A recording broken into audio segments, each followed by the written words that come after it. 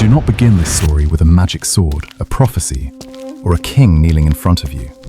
You begin with wet boots, cheap arrows, and a rabbit too small to feed everyone at home.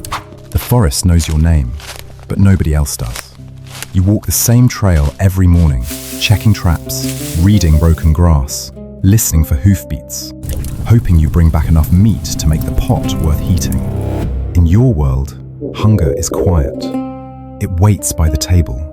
It watches your hands when you come home empty. Your father taught you that a hunter survives by noticing what other people miss.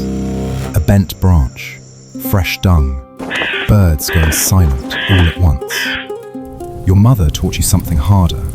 Coming home with food is not the same as coming home with yourself still intact.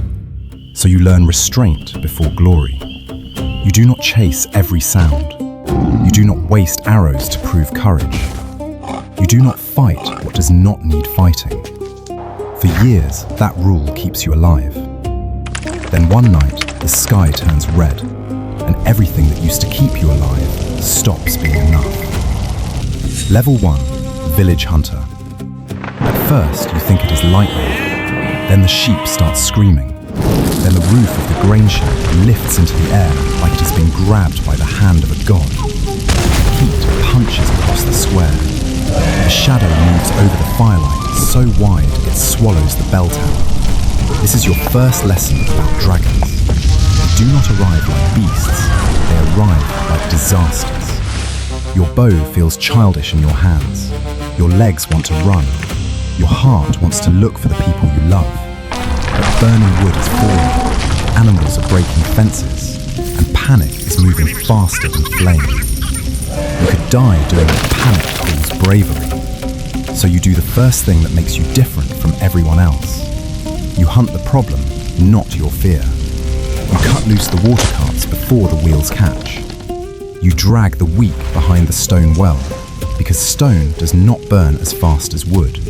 You shout at people to get low when the beast circles back, because smoke blinds before flame kills. You loose 3 arrows, not to slay the dragon, but to turn its eyes toward empty ground and buy heartbeats for the living. That is the night your home becomes ash and your old life ends. When morning comes, you do not find a glorious purpose in the ruins. You find tracks, gouges in the earth, black scales broken off near the orchard, half-burned claw marks on the old north wall. Everyone else sees grief. You see a trail. That is what hunters do. They turn terror into signs. You bury who you can, help who you can, and when the smoke thins, you leave with a bundle, a knife, your bow, and a promise that sounds too large for a man like you. If that thing can bleed, you will learn how to follow it. Level 2, Border Tracker. The Borderlands teach you that a dragon's shadow makes liars out of maps. Roads vanish. Watchtowers stand empty. Villages pay in salt and hard bread for news nobody else can bring.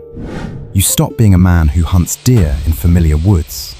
You become a reader of wreckage. Burn pattern, wingbeat direction, melted iron, livestock taken whole versus left dead. Every sign tells you not just where a dragon went, but what kind it was, how hungry it felt, whether it struck from rage, habit, or warning. On the frontier, knowledge is rent paid in survival. Men with spears laugh when they first see you. One hunter with a travel cloak, smoke in his hair, and no banner on his back. But laughter stops after the first winter patrol. You lead a caravan through a canyon because you know ash drifts settle heavier on the side of firedrake used for descent. You refuse to camp near a dead pine ridge because talon marks there mean a nesting pass overhead. You tell a captain to move his horses before dawn because dragons love panic and horses are panic with hooves. He ignores you once. By sunrise, he never ignores you again. But following death is not the same as surviving it up close. You learn this the hard way when you finally corner a wounded drake in a ravine. It comes at you on a ruined wing and still closes the distance faster than your body can understand. Your arrow sinks into the eye only because you fall while firing. You win ugly, covered in mud, half death, arm burned, shaking beside a poor little fire. That night, you understand your next truth. Skill alone is not enough. To hunt monsters, you must rebuild yourself into one thing only: useful under pressure. Level 3, Monster Slayer. So you change your trade.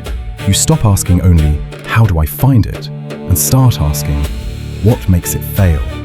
You travel with charcoal burners, trappers, miners, and old soldiers. You learn how pits collapse, how chains hold, how wet hides resist sparks, how bait changes the shape of a charge.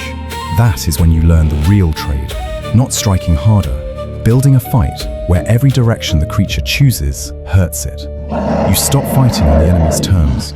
That is the first real power you ever gain. Not strength, not fame. Control of the ground beneath the fight. Contracts follow. First boars gone mad from rot.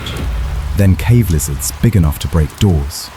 Then marsh things that pull fishermen under at dusk.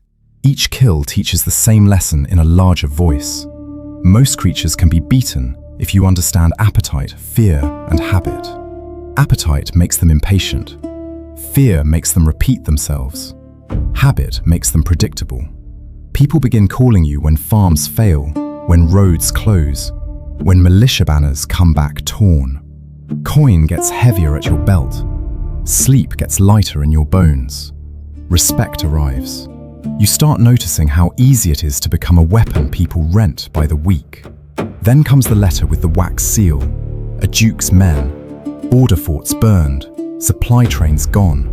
Not one dragon, but organized drake flights harassing roads before a larger migration. They do not want a tracker.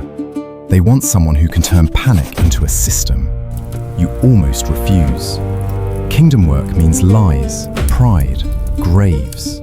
But then you hear the names of the valleys under threat, and one of them is too close to where your village used to stand. So you take the contract, not because you trust the crown, but because fire travels farther than politics.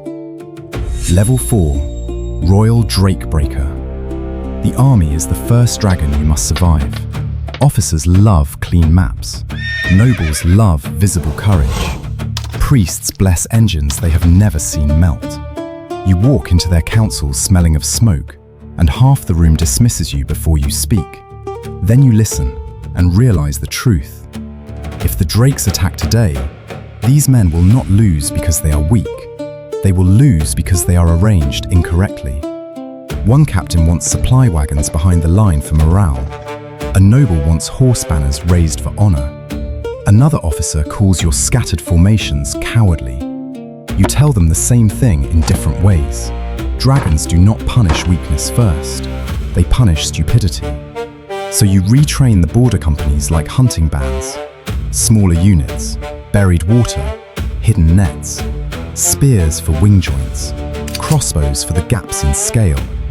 Little by little, you teach men how not to become a crowd. When the first assault comes at dawn, the line bends instead of breaking.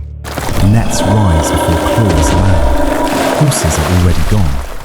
Water is already buried where it is needed. One drake falls screaming with a broken wing. Another crashes trying to turn. By the time the smoke lifts, the sky has lost for the first time in years. That victory wins you a title and a black steel spear. Men start calling you the Royal Drakebreaker, but you know what that title really means. It means the kingdom has decided your pain is now public property. Every success will be demanded again. Every failure will be named after you. You are now a wall others hide behind. Level 5, Legendary Dragon Hunter. The last dragon is nothing like the drakes. It is old enough to choose battles, old enough to test traps without stepping into them, old enough to burn one valley and strike another just to see which command breaks first. Kingdoms call it a beast. You know better. It is what power becomes when it has lived too long without fear. So you stop dreaming about a glorious duel. You do what hunters do. You study rhythm, where it drinks, which ridges it rides when storms build, what insult it cannot ignore. You begin 3 weeks before the battle. Villages are emptied, beacon chains are set, bait is laid through a valley too narrow for clean turns. By the time the dragon commits, you have already been fighting it for days. When the final moment comes, it is all wind, heat, and noise. Your spear slams into scale hard enough to shake your spine. One wing is trapped, one eye is half blinded. Pines explode under its body as it crashes through the valley, and you run toward the one place every sane part of you is begging you to avoid. Because sane men do not kill dragons, they survive them. You gave up being merely sane a long time ago. You drive the cracked black steel spear up through the soft place under its jaw, where fire gathers before it becomes ruin. The dragon convulses, the valley shakes. For 1 second, its face is close enough for you to see what lives inside it. Not holiness, not destiny, just furious age. Then the light inside it breaks, and the sky becomes weather again. Men will say you killed a god. They will be wrong. You killed a thing that had been allowed to grow too large for too long. Kings will offer land.